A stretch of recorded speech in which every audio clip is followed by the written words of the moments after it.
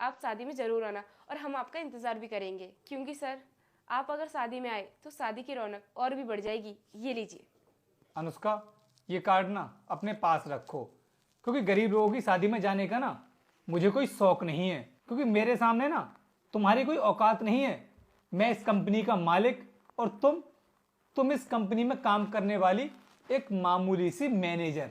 तो सोचो मेरा स्टैंडर्ड क्या है और तुम्हारा स्टैंडर्ड क्या है। तो मैं तुम्हारे ऐसे लोगों की शादी में कैसे जा सकता हूँ? अरे कितनी बेइज्जती होगी मेरी वहां पर जाकर। सर ये आप क्या कह रहे हो? आप होश में भी हो?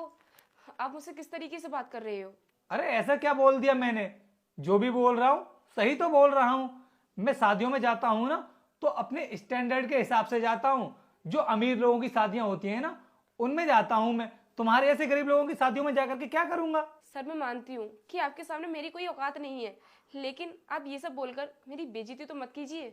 अनुष्का, बेइज्जती उन लोगों की होती है जिनकी कोई इज्जत होती है, लेकिन मेरे सामने तुम्हारी कोई इज्जत नहीं है। इसलिए तुमको ना ये जो शादी का कार्ड है अपनी हैसियत के हिसाब से लोगों को देना चाहिए, हर किसी को मत दिया करो।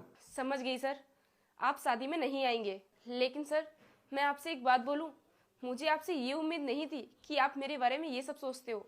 अनुष्का, जब बात अपने ऊपर आई तो तुम्हें बुरा लगने लगा, और जब यही सब तुमने रामू के साथ में किया था, वो सब क्या था? रामू के साथ? रामू के साथ मैंने ऐसा क्या कर दिया? इतनी जल्दी भूल गई तुम? मैं तुम्हें बताता हूं।